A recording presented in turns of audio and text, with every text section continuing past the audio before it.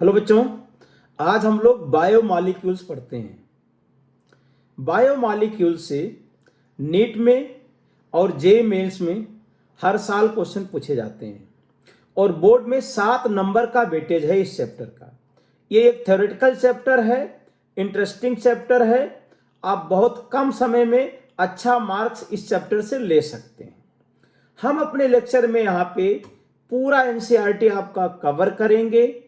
NCERT में जितना दिया है पूरा कॉन्सेप्ट आपको डिलीवर करेंगे विद क्वेश्चंस। पीवाईक्यू के क्वेश्चंस हम यहीं पे डिस्कस करेंगे।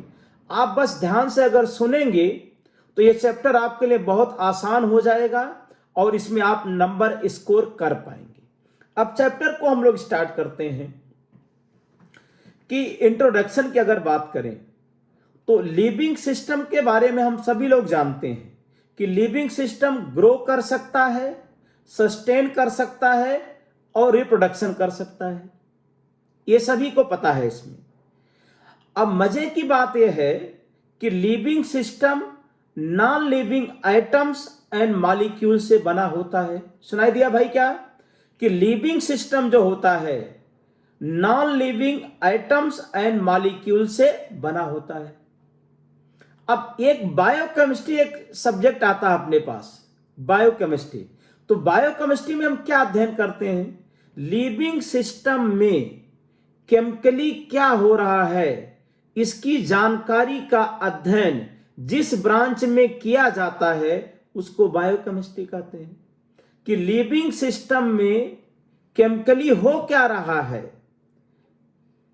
इसका अध्ययन जिस ब्रांच में किया जाता है उसको बायोकेमिस्ट्री बोलते हैं।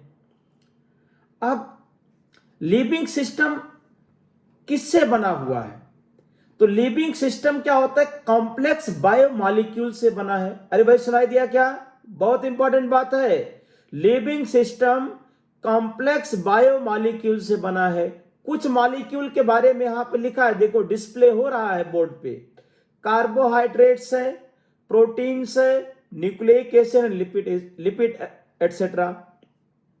तो लिविंग सिस्टम क्या होता है? कॉम्प्लेक्स बायोमॉलिक्यूल से बने होते हैं। इतना हमें समझ में आ गया। अब सबसे पहले हम फूड की बात कर लेते हैं, भोजन की बात कर ले रहे हैं। तो प्रोटीन्स एंड कार्बोहाइड्रेट ये हमारे भोजन के मुख्य सोर्स होते हैं, स्रोत होते हैं। क्या? फिर से बोल रहे हैं भाई, प्रोटीन्स एंड कार्बोहाइड्रेट्स हमारे भोजन के मुख्य स्रोत हैं, सोर्स हैं। अरे भाई सुनाई दिया सभी को? अच्छा, अब इसको हम थोड़ा डिटेल में समझते हैं कि क्या कहना चाह रहे हैं। अब देखो यहां पे लिखा है कि carbohydrates are the ultimate source of most of our food. इसको समझते हैं। ये कह रहे हैं कि carbohydrates are ultimate source of most of our food. समझते हैं। जैसे स्टार्च है, अब स्टार्च में क्या हो गया? चावल हो गया, रोटी हम लोग खाते हैं, पोटैटो खाते हैं, आलू जिसको कहते हैं, तो ये स्टार्च के फॉर्म है। तो ये कार्बोहाइड्रेट है, इनको हम डायरेक्ट खा सकते हैं। अच्छा, अगर हम इसी को जानवरों को खिलाएं, एनिमल्स को, स्टार्च मतलब चावल है, गेहूं हो गया, रोटी जिसको कहते हैं, पोटैटो हो गया, स्टार्च कई फॉर्म में होते हैं। तो स्टार्च को अगर हम जानवरों को खिलाएं तो क्या बनता है? अगर हम स्टार्च को जानवरों को खिलाते हैं तो जिससे क्या बनता है? Meat and fat. यही क्या होता है? मीट और फैट में कन्वर्ट होता है। अरे सुनाई दिया? स्टार्च हम खाते हैं तो हमारे भोजन की आवश्यकता पूर्ण हो जाती है। लेकिन अगर हम स्टार्च जानवरों को खिलाते हैं, एनिमल्स को, तो उससे क्या बनता है? मीट बनता है, फैट बनता है, और फिर हम लोग मीट एंड फैट को खाते हैं मनुष्य। तो इसका मतलब क्या हो गया? Carbohydrate ultimate source of our foods. अरे भाई समझ में आ गया क्या? अब इसके बाद देखिए, कार्बोहाइड्रेट्स हमारे मतलब भोजन का मुख्य सोर्स है। दूसरा पॉइंट क्या लिखा है यहां पे? कि जो हम कपड़े पहनते हैं, ये कपड़े क्लोथ्स जो होते हैं ये सेलुलोज के डेरिवेटिव्स होते हैं। अरे सुनाई दिया क्या? हम लोग जो कपड़े पहनते हैं ये सेलुलोज के डेरिवेटिव्स होते हैं। जैसे कॉटन हो गया, लिनन हो गया, रेयान हो गया, सेलुलोज एसीटेट। तो हमारे कपड़े जो होते हैं वो भी कार्बोहाइड्रेट से ही बनाए जाते हैं। तीसरा पॉइंट, जो हम लोग घर बनाते हैं, शेल्टर, फर्नीचर्स बनाते हैं, घर बनाते हैं, वो किससे बनता है? सेलुलोज से बनता है, जिसको हम लोग वुड कहते हैं, लकड़ी। तो कार्बोहाइड्रेट हमें भोजन देता है, कार्बोहाइड्रेट्स हमें कपड़े पहनाता है, कार्बोहाइड्रेट्स से हम लोग घर बनाते हैं जिसमें हम लोग रहते हैं। तो हम क्या कह सकते हैं कि 10 carbohydrates provides the necessities of life. Carbohydrate से हमें जीवन की तीनों मुख्य आवश्यकताएं पूर्ण हो जाती हैं, फूड, क्लोथिंग एंड शेल्टर। अरे भाई सुनाई दिया क्या? तो कार्बोहाइड्रेट्स हम लोग बायोमॉलिक्यूल्स में पढ़ने जा रहे हैं, जो जीवन की तीनों आवश्यकताओं को पूर्ण करता है, रोटी, कपड़ा और मकान। अब आगे बढ़ते हैं भाई। इस चैप्टर में बायोमॉलिक्यूल्स में हम लोग कार्बोहाइड्रेट्स के बारे में अध्ययन करेंगे, अमाइनो एसिड्स जिससे प्रोटीन बनता है, प्रोटीन के बारे में अध्ययन करेंगे, न्यूक्लिक एसिड, डीएनए, आरएनए जिससे बना होता है उसी को हम न्यूक्लिक एसिड कहते हैं, इसका अध्ययन करेंगे, विटामिन एंड हार्मोन्स। ये वाले बायोमॉलिक्यूल्स की ये मेन पॉइंट है जो हम लोग इस चैप्टर में अध्ययन करेंगे। अब आ जाते हैं, सबसे पहले हम लोग कार्बोहाइड्रेट्स का अध्ययन करेंगे। यहां पे कार्बोहाइड्रेट्स को समझने की कोशिश करते हैं।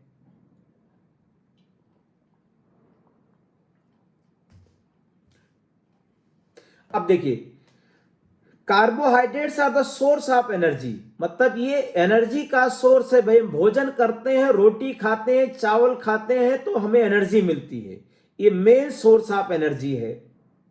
एग्जाम्पल जैसे लिखा, ग्लूकोज, फ्रक्टोज, सुक्रोज, स्टार्च, ये सोर्स ऑफ एनर्जी हमारे पास है। अब कार्बोहाइड्रेट्स मेनली क्या प्रोड्यूस्ड बाय प्लांट, ये लिखा गया है इसमें, देखिए एनसीईआरटी की लाइन है, carbohydrates are primarily produced by plants और large group of naturally occurring organic compounds क्या होते हैं? कार्बोहाइड्रेट्स। अरे सुनाई दिया क्या? Large group of naturally occurring organic compounds क्या होते हैं? कार्बोहाइड्रेट्स होते हैं। They are source of energy, glucose हो गया, ब्लड शुगर हो गया, ये सोर्स ऑफ एनर्जी है। तो कार्बोहाइड्रेट्स क्या? Large group of naturally occurring organic compounds और प्रोड्यूस्ड बाय प्लांट। अब इसके डेफिनेशन की बात करें तो जो कार्बोहाइड्रेट्स नेचर में पाए जाते हैं, तो ये एक्सपेरिमेंटली ऑब्जर्व किया गया कि जो कार्बोहाइड्रेट्स होते हैं उनका जो फार्मूला बनता है वो ऐसा लगता है कि हाइड्रेट्स ऑफ कार्बन है। अरे सुनाई दिया भाई? तो कार्बोहाइड्रेट्स कौन प्रोड्यूस कर रहा है? प्लांट्स। तो जब प्राइमरली अध्ययन किया गया तो इसमें यह पाया गया कि जैसे ग्लूकोज है, ग्लूकोज का फार्मूला C6H12O6 है, इसको ऐसे लिख सकते हैं C6H2O6, मतलब हाइड्रेट्स ऑफ कार्बन, मतलब कार्बन में वाटर जुड़ गया। ऐसे फ्रक्टोज है तो इसका भी फार्मूला वही है, तो क्या लग रहा है कि ये भी हाइड्रेट्स ऑफ कार्बन है। सुक्रोज का फार्मूला C12H22O11 होता है, तो C12H2O11, अरे भाई ऐसा लिख दिया। राइबोज का फार्मूला ऐसा है।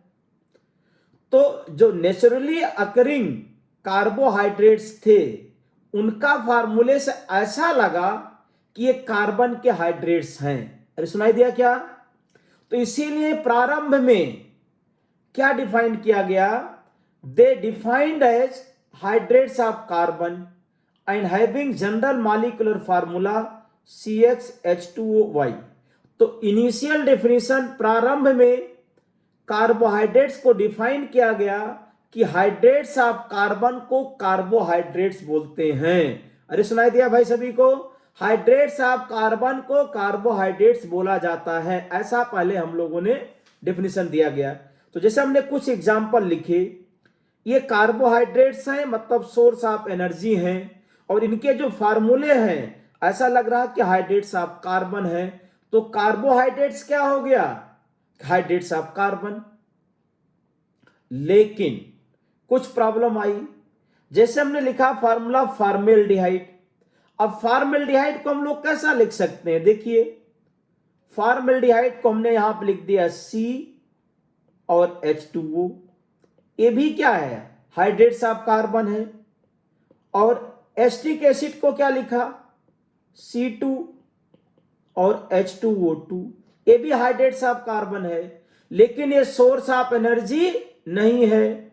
इसीलिए फॉर्मेल्डिहाइड और एसिटिक एसिड कार्बोहाइड्रेट्स नहीं। अरे सुनाई दिया भाई, ओल्ड डिफिनीशन पहले ये डिफाइन किया गया कि हाइड्रेट्स ऑफ कार्बन को कार्बोहाइड्रेट्स कहा जाएगा, लेकिन कुछ कंपाउंड ऐसे हैं जैसे फॉर्मेल्डिहाइड है, एसिटिक एसिड है, ये क्या है, हाइड्रेट्स ऑफ कार्बन है, लेकिन they are not carbohydrate, they are not source of energy.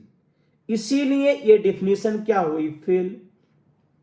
आगे देखो, कुछ ऐसे कंपाउंड हैं जैसे रैमनोज लिखा है, यहां पे रैमनोज लिखा गया है C6H12O5, ये हाइड्रेट्स ऑफ कार्बन के फार्मूले में फिट नहीं हो रहा है, ऑक्सीजन एक कम है, ग्लूकोज से एक कम ऑक्सीजन है यहां पे, तो हाइड्रेट्स ऑफ कार्बन के डिफिनीशन में ये फिट नहीं हो रहा है, फिर भी ये क्या है, कार्बोहाइड्रेट्स है।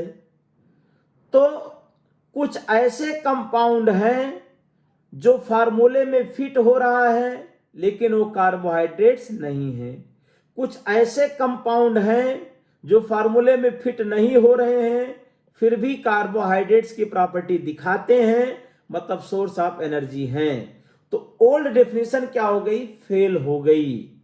मतलब इस फार्मूले से जितने कंपाउंड नेचर में एग्जिस्ट कर रहे हैं सबके सब कार्बोहाइड्रेट्स नहीं है। अब देखिए आप, तो मॉडर्न डेफिनेशन फाइनली क्या लिखी गई, इसको देखते हैं हम लोग। मॉडर्न डेफिनेशन, पढ़िए डेफिनेशन क्या लिखा है। Optically active polyhydroxy aldehyde or ketones or compounds produce, such compounds on hydrolysis are known as carbohydrate. समझाते हैं कि मॉडर्न डेफिनेशन के हिसाब से कार्बोहाइड्रेट्स क्या है। ऑप्टिकली एक्टिव पॉलीहाइड्रोक्सी एल्डिहाइड या कीटोन, पहले एग्जांपल देख लो। जैसे हमने लिखा ग्लूकोज, तो ये एल्डिहाइड ग्रुप भी इसके अंदर है और 5 OH ग्रुप है, तो पॉलीहाइड्रोक्सी एल्डिहाइड ये हो गया, ये कार्बोहाइड्रेट्स होगा। पॉलीहाइड्रोक्सी अगर कीटोन है मतलब 2 से अधिक OH ग्रुप हैं तो पॉलीहाइड्रोक्सी कीटोन, ये भी क्या है, कार्बोहाइड्रेट्स है। फिर क्या लिखा है, or compounds produced such compounds, कैसे कंपाउंड, ऐसे कंपाउंड जो हाइड्रोलिसिस के बाद पॉलीहाइड्रोक्सी एल्डिहाइड या पॉलीहाइड्रोक्सी कीटोन देते हैं उनको भी कार्बोहाइड्रेट्स कहा जाएगा। अरे भाई सुनाई दिया क्या, ऑप्टिकली एक्टिव पॉलीहाइड्रोक्सी एल्डिहाइड या कीटोन हो या ऐसे कंपाउंड जो हाइड्रोलिसिस के बाद ऑप्टिकली एक्टिव पॉलीहाइड्रोक्सी एल्डिहाइड या कीटोन देते हैं उनको कार्बोहाइड्रेट्स कहा गया। जैसे आप देखो ये सुक्रोज है, अगर सुक्रोज का हाइड्रोलिसिस करते हैं तो ग्लूकोज बनता है एन फ्रक्टोज, ये पॉलीहाइड्रोक्सी एल्डिहाइड है, ये पॉलीहाइड्रोक्सी कीटोन हो गया। तो कार्बोहाइड्रेट्स की फाइनल डेफिनेशन आ गई, ऑप्टिकली एक्टिव पॉलीहाइड्रोक्सी एल्डिहाइड या पॉलीहाइड्रोक्सी कीटोन या ऐसे कंपाउंड जो हाइड्रोलिसिस के बाद ऑप्टिकली एक्टिव पॉलीहाइड्रोक्सी एल्डिहाइड या पॉलीहाइड्रोक्सी कीटोन देते हैं उनको क्या कहा जाता है, कार्बोहाइड्रेट्स। हम लोग डिफिनीशन तक पहुंच गए भाई। अब आता है क्लासिफिकेशन ऑफ कार्बोहाइड्रेट्स, ये इंपॉर्टेंट पॉइंट है। हम लोग पूरा कॉन्सेप्ट पढ़ रहे हैं, इसमें एकदम एनसीईआरटी का यही सीक्वेंस है। आप पूरी तरह से एकदम लेक्चर को ध्यान से ऐसा सुनिए कि जैसे आप क्लासरूम में बैठे हैं। डेफिनेटली आपको सारी चीजें समझ में आएंगी क्योंकि जो एनसीईआरटी में लिखा है मैंने उसको पूरी तरीके से सरल भाषा में एक्सप्लेन किया है। देखिए अब क्लासिफिकेशन ऑफ कार्बोहाइड्रेट्स की बात करें हम यहां पे, तो एक लिखा है मोनोसैकेराइड्स। डिफिनीशन पढ़ लीजिए कि carbohydrate that cannot be hydrolysed further to give simpler unit of polyhydroxyaldehyde और कीटोन। हमने डिफिनेशन पहले पढ़ लिया है, आपको याद होना चाहिए। अब आगे लिख रहे हैं कि carbohydrate that cannot be further hydrolysed to give simpler unit of polyhydroxyaldehyde और कीटोन इज कॉल्ड मोनोसैकेराइड्स। मतलब जो सिंपलेस्ट पॉलीहाइड्रोक्सीएल्डिहाइड एंड कीटोन हैं, जिनके हाइड्रोलिसिस से पॉलीहाइड्रोक्सीएल्डिहाइड या कीटोन नहीं बनता है, उसको मोनोसैकेराइड्स कहा जाएगा। हाइड्रोलिसिस के हिसाब से ये डेफिनेशन लिखा। अब ग्लूकोज, फ्रक्टोज, राइमनोज, राइबोज, ये सब क्या है? मोनोसैकेराइड्स। अरे भाई बहुत ध्यान से सुनिए बात को, बहुत इंपॉर्टेंट पॉइंट है। मोनोसैकेराइड्स का मतलब हो गया जिसके हाइड्रोलिसिस से हमें पॉलीहाइड्रोक्सीएल्डिहाइड या कीटोन ना मिले, उसे क्या बोला जाएगा? मोनोसैकेराइड्स। अब बहुत ही इंपॉर्टेंट लाइन यहां पे लिखी है, about 20 monosaccharides are known to occur in nature. अरे भाई ध्यान से सुनना, एनसीईआरटी जाके पढ़ना कि नेचर में लगभग 20 मोनोसैकेराइड्स डिस्कवर किए गए हैं, अभी तक ये पाए जाते हैं। About 20 monosaccharides are known to occur in nature. First point आ गया, मोनोसैकेराइड्स को हमने डिफाइन कर दिया।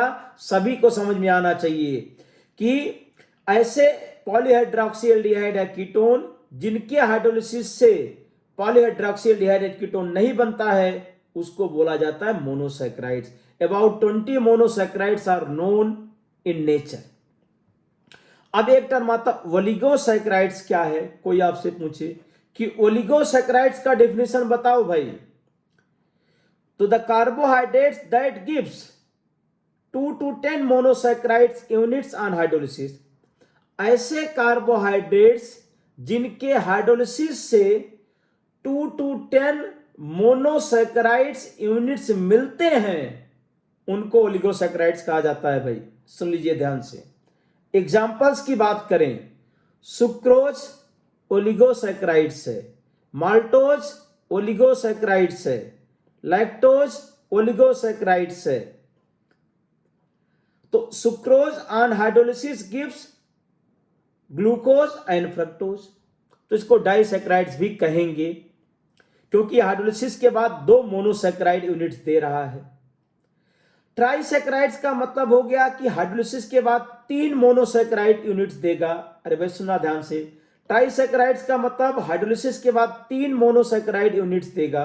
जैसे रेफिनोज कर दिया, इसमें 3 मोनोसैकेराइड यूनिट्स यहां पे मिल जाएगा। अब आता तीसरा पॉलीसैकेराइड्स।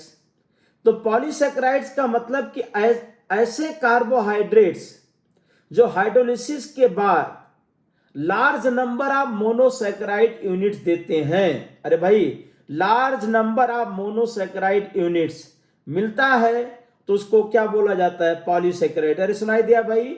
या फिर ऐसा भी लिख सकते हैं, जो कार्बोहाइड्रेट्स हाइड्रोलिसिस के बाद मोर देन 10 मोनोसैकेराइड यूनिट्स देते हैं, उनको बोला जाता है पॉलीसैकेराइड्स। अब पॉलीसैकेराइड्स के जो एग्जाम्पल हम लोग आगे इसी चैप्टर में पढ़ेंगे, एमाइलोज है, एमाइलोपेक्टिन है, सेलुलोज है, ग्लाइकोजन है, ये सारे हम लोग पॉलीसैकेराइड्स पढ़ेंगे। तो हाइड्रोलिसिस के हिसाब से मोनोसैकेराइड्स, ओलिगोसैकेराइड्स एंड पॉलीसैकेराइड्स हमने कार्बोहाइड्रेट्स को डिफाइन कर दिया। अब आता on the basis of sweetness.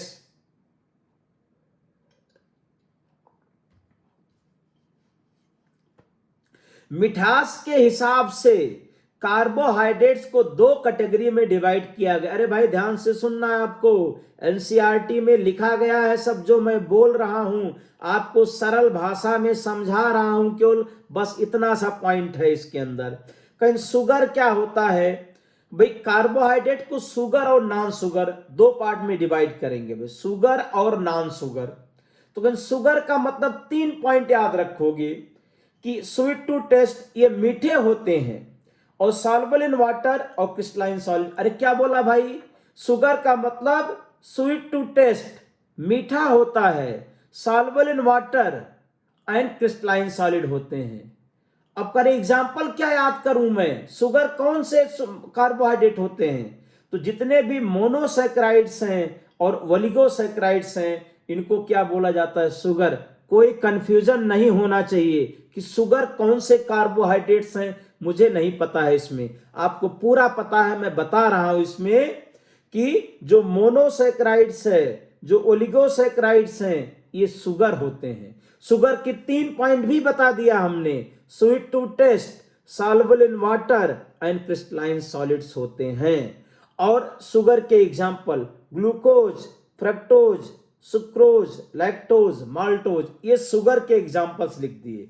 अब इसके बाद देखो, कहीं नॉन शुगर के बारे में क्या कहें? अरे भाई टेस्टलेस होते हैं, ये टेस्टलेस तो पहला पॉइंट, और इनसॉल्युबल इन वाटर और एमॉर्फस सॉलिड। हमने शुगर में 3 पॉइंट बताए थे, स्वीट टू टेस्ट, तो नॉन शुगर क्या हो जाएगा? टेस्टलेस हो जाएगा।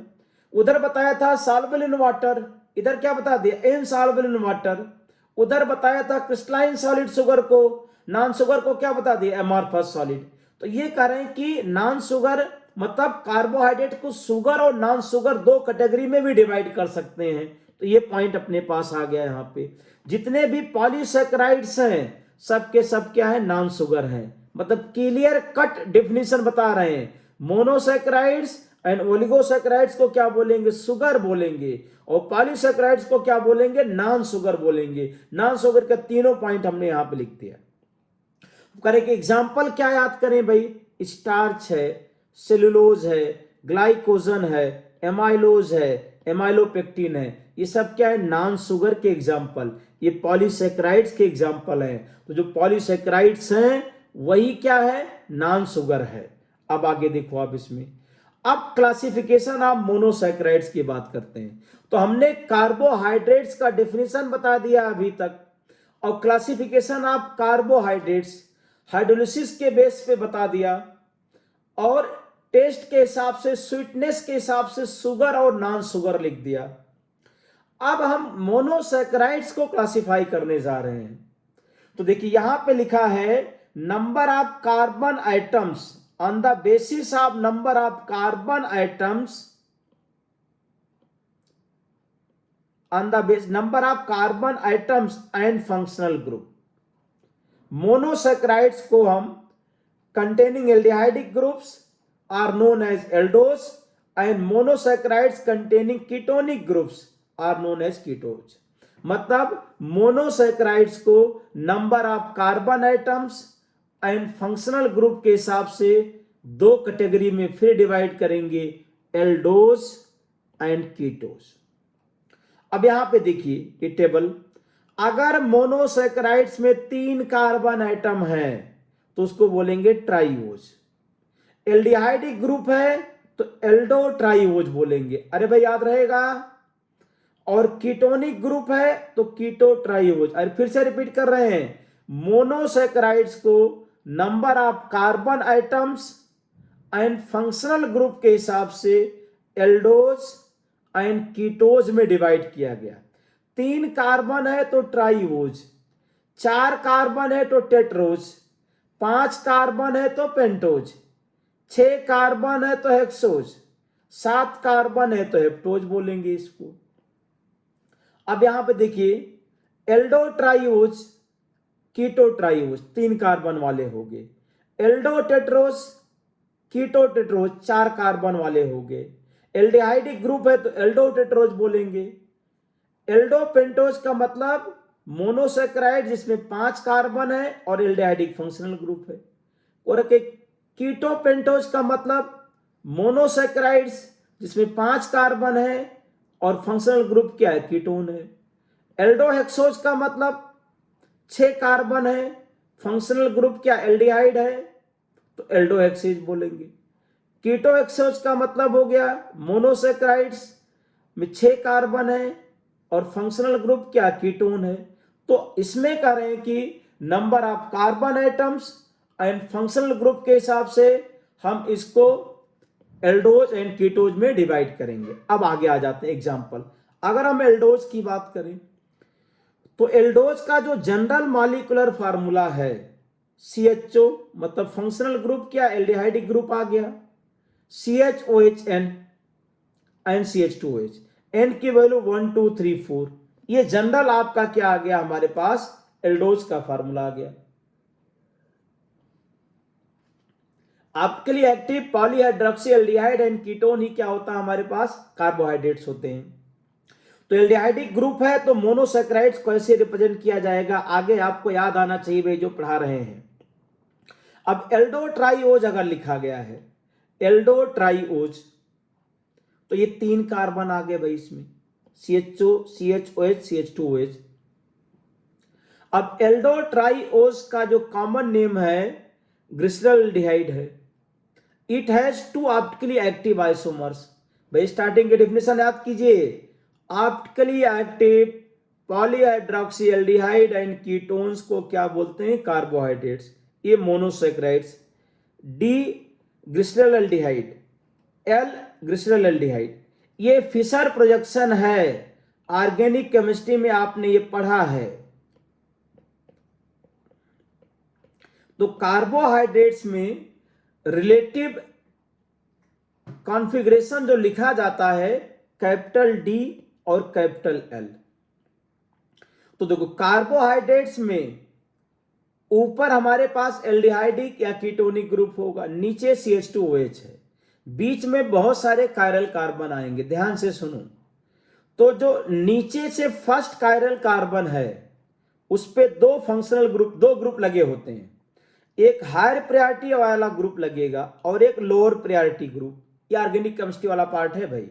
या फिर ऐसा याद रखो कि कार्बोहाइड्रेट्स में बॉटम से नीचे से जो फर्स्ट कायरल कार्बन है उसमें OH ग्रुप अगर राइट में है तो उसको कैपिटल डी बोलेंगे, और OH ग्रुप अगर लेफ्ट में है तो कैपिटल एल बोलेंगे। ये रिलेटिव कॉन्फ़िगरेशन है, आपको समझ जाना है भाई। अच्छा, एल्डो टेट्रोज अगर लिखा तो टोटल 4 कार्बन होने चाहिए। अरे भाई मोनोसैकेराइड्स में 4 कार्बन हो गए, तो एल्डो टेट्रोज का ये फॉर्मूला लिख दिया। अब इसमें 2 कायरल कार्बन है, तो नंबर ऑफ ऑप्टिकल आइसोमर्स कोई पूछे तो 4 बनेंगे। अनसिमेट्रिकल कंपाउंड है भाई, ऑर्गेनिक केमिस्ट्री याद करो। तो CHO ग्रुप हमारे पास ऊपर लिख दिया आपने, CH2OH क्या लिखा नीचे। अब 2 कायरल कार्बन है, तो दोनों कायरल कार्बन पे OH अगर एक ही साइड है तो इसको इरिथोज कहा जाता है। अरे भाई इरिथोज पेयर ऑफ एनेंशियोमर, सुन लीजिए ध्यान से कि अगर 2 कायरल कार्बन हैं, दोनों कायरल कार्बन के जो सिमिलर ग्रुप हैं या OH ग्रुप यहां पे मानो, दोनों अगर सेम साइड हैं तो इरिथोज बोलेंगे। अच्छा, लास्ट कायरल कार्बन नीचे से देखिए, अगर OH राइट में है तो D लिखा जाएगा, तो D इरिथोज और L इरिथोज, मतलब ये एनेंशियोमेरिक पेयर्स होते हैं। लेकिन अगर दोनों कायरल कार्बन पर OH ग्रुप अपोजिट साइड है तब इन्हें 3 O's कहा जाता है। कार्बोहाइड्रेट्स में अगर 2 कार्बन है, 2 कायरल कार्बन है तो इरिथोज एंथ्रियोज नामनक्लेचर किया जाता है। दोनों OH ग्रुप अगर सेम साइड है इरिथोज कहा जाएगा, दोनों OH ग्रुप सेम साइड नहीं है तो 3 O's कहा जाएगा। लास्ट वाला कायरल कार्बन मतलब बॉटम से अगर OH राइट में है तो D 3 O's और लेफ्ट में है तो L 3 O's। तो इरिथोज एंथ्रियोज क्या है, नामनक्लेचर है, ये एनेंशियोमेरिक पेयर को दर्शाते हैं जब 2 कायरल कार्बन होता है कार्बोहाइड्रेट्स में। अब आ जाइए एल्डो पेंटोज की बात करें। 2 एग्जांपल इसका भी कर लेते हैं क्योंकि आगे जरूरत है, कहीं भी कंफ्यूजन इसमें नहीं होना चाहिए भाई। अब देखिए एल्डो पेंटोज की अगर बात करें, 5 कार्बन हो गए। अब इसमें 3 कायरल कार्बन है, तो ऑर्गेनिक केमिस्ट्री याद कीजिए, ये अनसिमेट्रिकल मॉलिक्यूल है। 3 कायरल कार्बन है तो 2 पावर 3 8 आइसोमर्स बन जाएंगे, ऑप्टिकली एक्टिव आइसोमर्स 8 आएंगे। अब इसमें हम 2 लिख रहे हैं, एक लिखा डी राइबोज, तो CH2OH नीचे, CHO ऊपर, 3 कायरल कार्बन बीच में आ गए। तो तीनों OH अगर राइट में है तो उसको डी राइबोज कहा जाता है। मतलब इस मॉलिक्यूलर फार्मूला के टोटल 8 आइसोमर्स बनते हैं भाई, टोटल 8 आइसोमर्स बनते हैं। लेकिन उन 8 आइसोमर्स में से जब तीनों OH राइट में है तो उसको क्या बोला जाएगा? तीनों OH अगर राइट में हैं तो हम उसको बोलेंगे डी राइबोज। अच्छा, अगर सेकंड कार्बन पे नंबरिंग अगर हम यहां से करते हैं 1 2 3 4 5, सेकंड कार्बन पे OH अगर लेफ्ट में आ गया तो एराबिनोज बोलेंगे।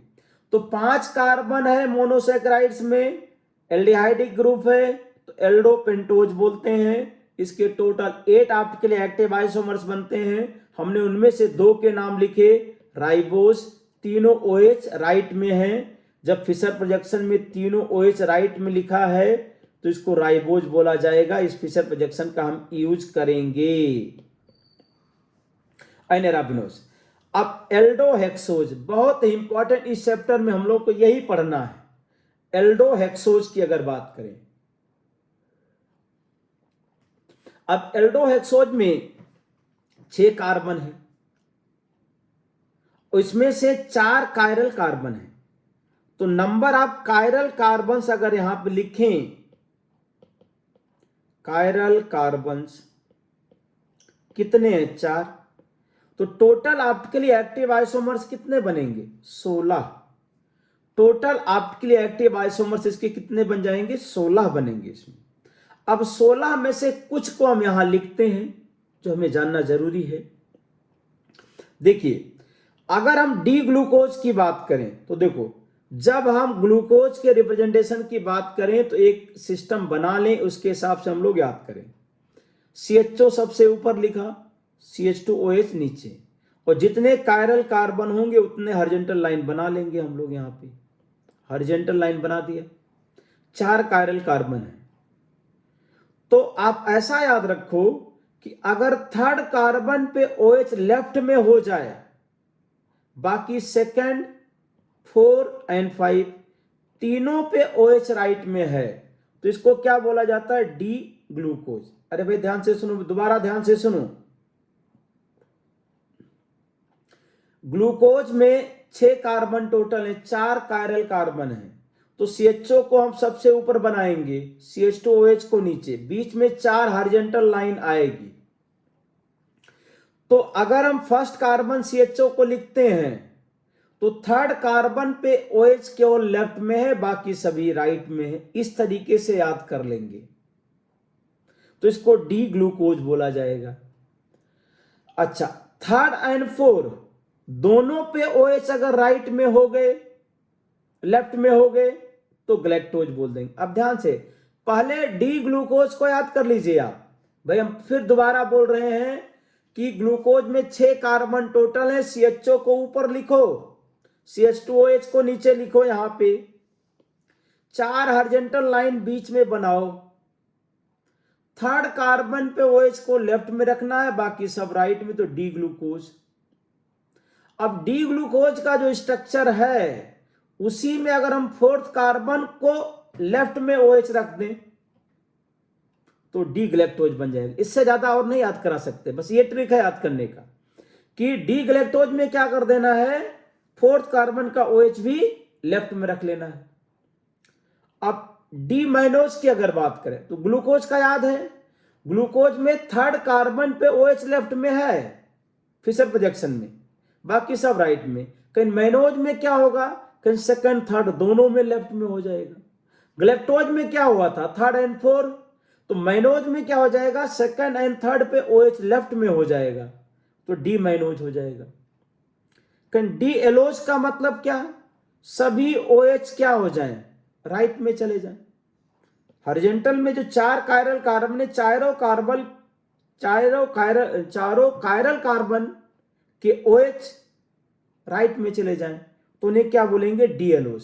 तो D glucose, D galactose, D mannose and D allose, 16 में से 4 का स्ट्रक्चर हमने आपको याद कराया। डी ग्लूकोज को याद कीजिए, उसी के हिसाब से ग्लैक्टोज बनाइए, उसी के हिसाब से मैनोज बनाइए। अब एक टर्म आता इपीमर्स कि इपीमर्स क्या होते हैं भाई, डेफिनेशन पढ़िए।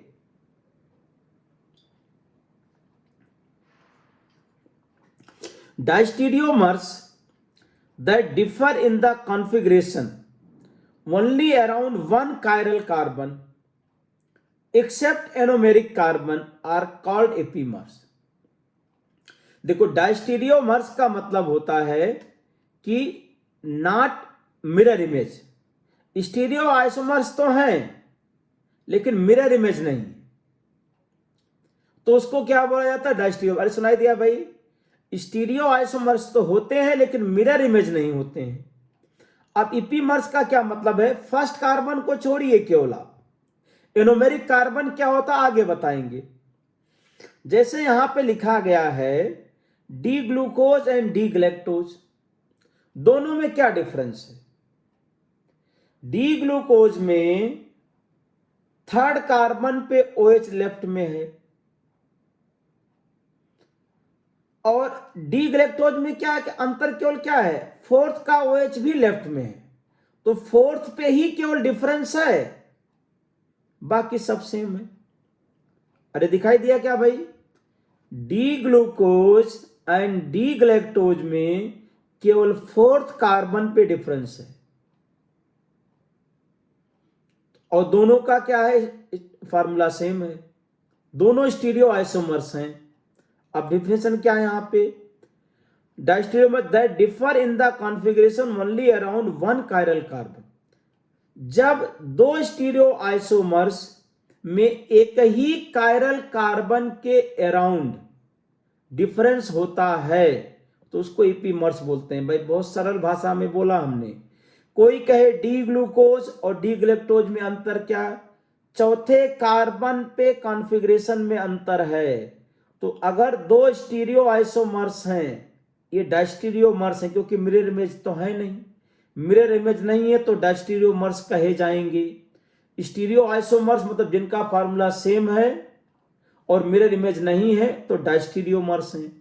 फोर्थ कार्बन पे इनमें कॉन्फ़िगरेशन में क्या अंतर है, इसीलिए इसको क्या बोला जाएगा, इपीमर्स।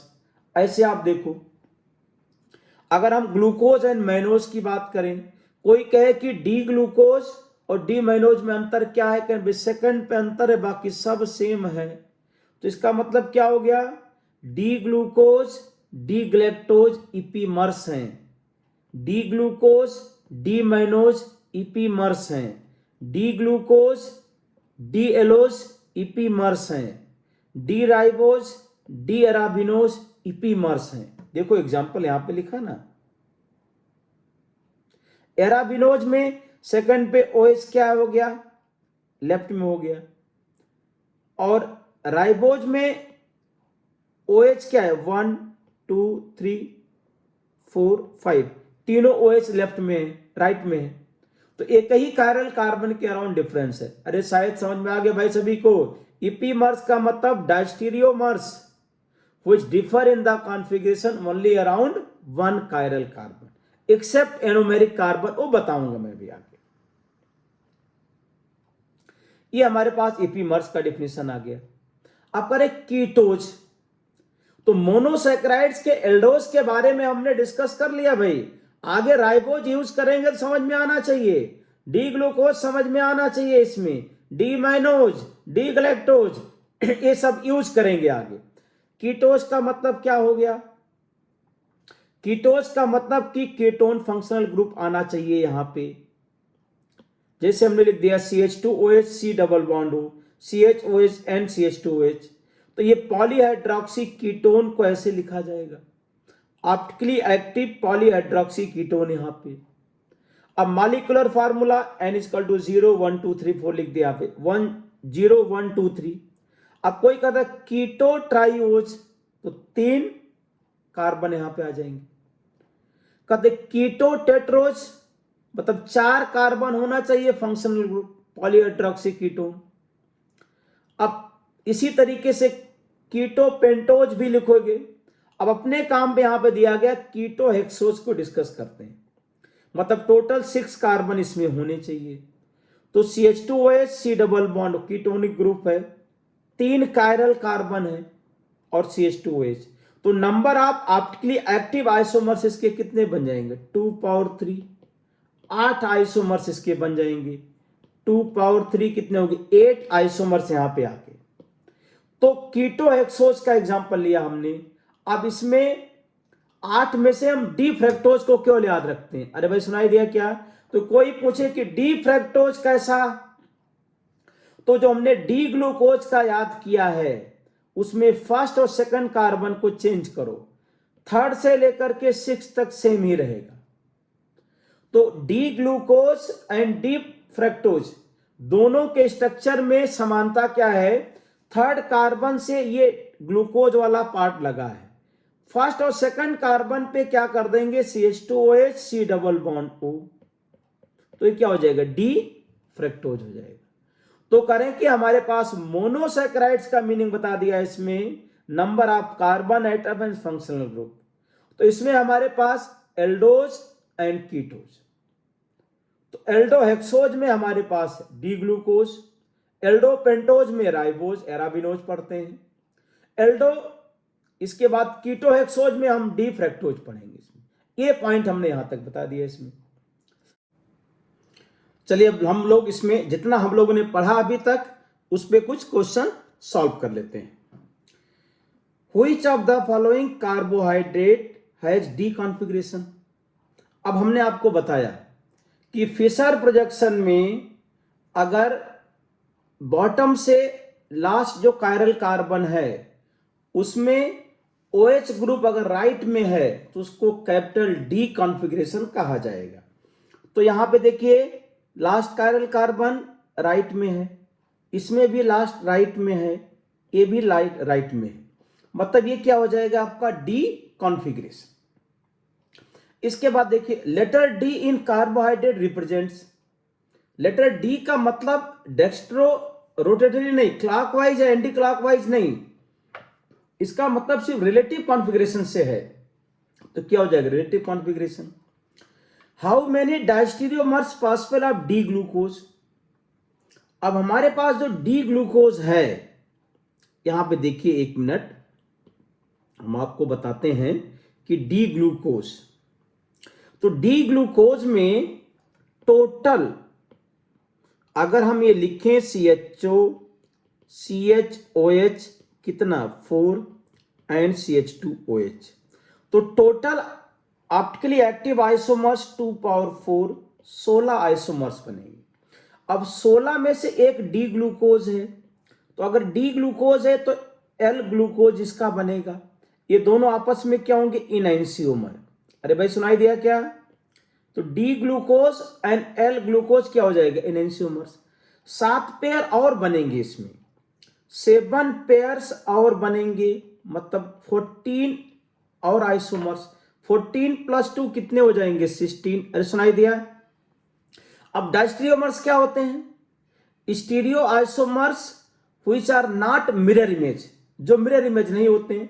तो जो डी ग्लूकोज है इसका मिरर इमेज क्या? एल ग्लूकोज है। इसके अलावा मतलब डी ग्लूकोज के अलावा टोटल 15 बचते थे, तो उस 15 में से 14 ऐसे आइसोमर्स हैं जो इसके मिरर इमेज नहीं। अरे भाई सुनाई दिया क्या?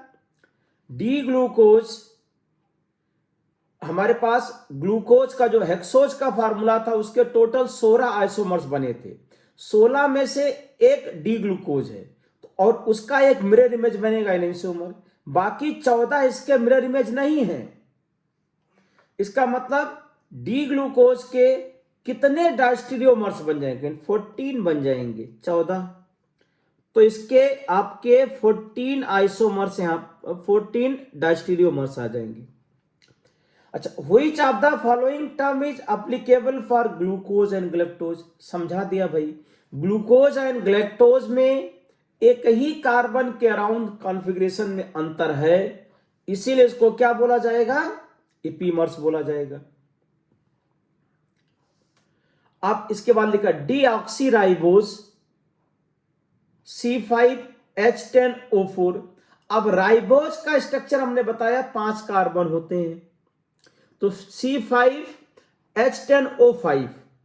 अब डीऑक्सी का मतलब क्या हो गया, एक ऑक्सीजन निकाल दिया इसमें, तो डीऑक्सी राइबोज एक कार्बोहाइड्रेट है, जबकि ये कह रहे कि नॉट, तो मतलब ये रॉन्ग है। अच्छा, carbohydrates are hydrates of carbon, so compounds which follow CxH2O5 formula are carbohydrate, नहीं, इसको फॉलो करने वाले सभी कंपाउंड कार्बोहाइड्रेट नहीं है, इसको नहीं फॉलो करने वाले भी कुछ कार्बोहाइड्रेट्स हैं, मतलब ये फार्मूला पूरी तरह से एप्लीकेबल नहीं है। तो फर्स्ट एसर्शन भी रॉन्ग है और रीजन भी रॉन्ग है, इसका मतलब क्या हो जाएगा, ये सेकंड ऑप्शन यहां पे करेक्ट हो जाएगा। अब इसके बाद आ जाता है ग्लूकोज। अभी इस लेक्चर में हम लोग यहीं तक कवर करते हैं, आगे हम ग्लूकोज, प्रिपरेशन ऑफ ग्लूकोज और cyclic properties of open chain structure of glucose and cyclic structure of glucose अगले लेक्चर में कवर करेंगे। Thank you.